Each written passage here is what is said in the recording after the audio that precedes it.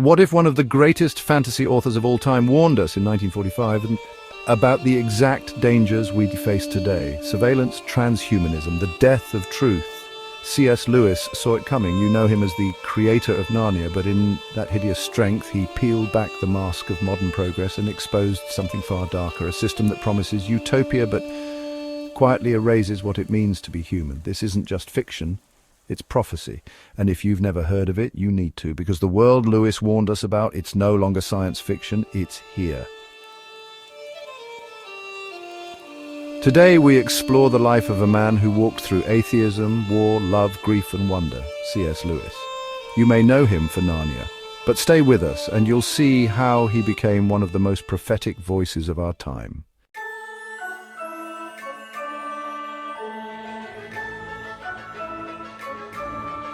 Clive Staples Lewis was born in Belfast, Ireland in 1898. He was called Jack from the time he was 4, and the name stuck for life. As a boy, Lewis devoured myths, fairy tales, Norse legends. He didn't just read stories, he lived in them.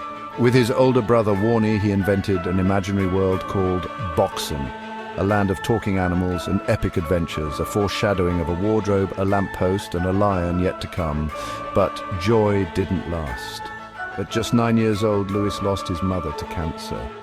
His father, emotionally distant, never quite bridged the gap that opened that day.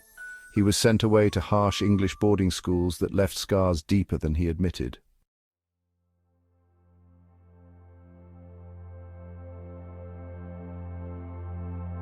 At Oxford University, Lewis proved himself a prodigy. He earned a rare triple first-class honours in classics, philosophy and English literature. His mind was razor-sharp, his logic disciplined, his prose surgically clear, but his heart cold. By his teens, Lewis had declared himself an atheist, describing the universe as a meaningless dance of atoms. He called himself a reluctant materialist, yet he immersed himself in myth and story. He loved what he didn't believe in.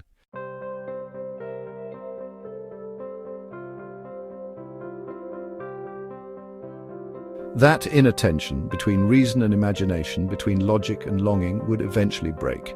By his early 30s, Lewis was reading G.K. Chesterton, George MacDonald, and walking with a certain pipe-smoking friend named J.R.R. Tolkien.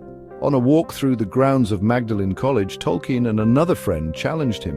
What if Christianity wasn't a myth like the others, but the true myth? What if God had actually entered his story? In 1929, Lewis gave in to belief in God. In 1931, he bent the knee to Jesus Christ.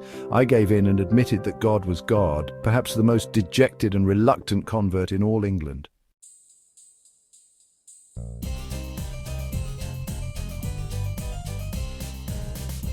Lewis spent most of his academic life as a fellow at Magdalen College, Oxford, teaching medieval and Renaissance literature. He was witty, eccentric, brilliant, and a defender of tradition in a world drifting into modernist fog.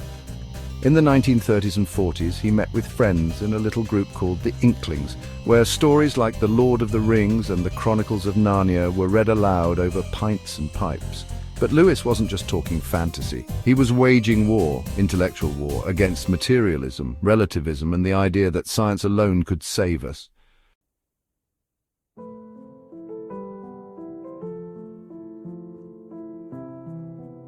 Then came Joy.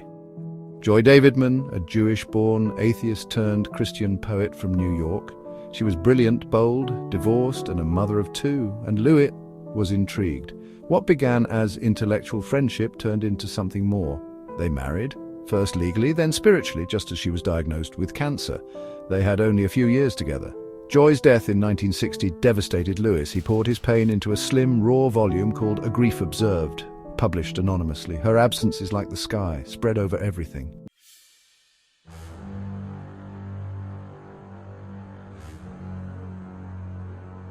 But before Joy's death, Lewis wrote his most haunting work, That Hideous Strength. It's the 3rd book in his Space Trilogy, but it needs no prequels to feel prophetic. Set in England, the story follows a young academic drawn into a powerful group called NICE, their goal? To improve mankind by erasing what makes us human.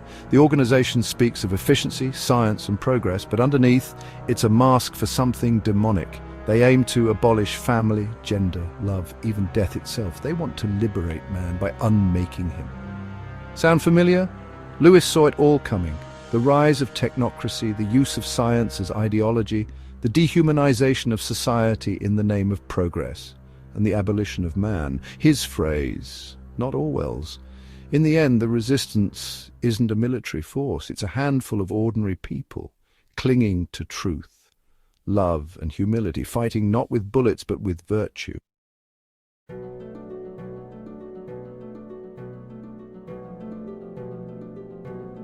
C.S. Lewis didn't just write stories, he wrote maps. For the soul, the mind, the modern world, he saw the temptation of power and the seduction of progress. He saw what happens when we try to improve humanity by removing its soul, and he called us back to reality, to reason, to redemption. His life reminds us that imagination is not the enemy of truth, that faith is not a retreat from reason, and that even the most reluctant skeptic can become a beacon.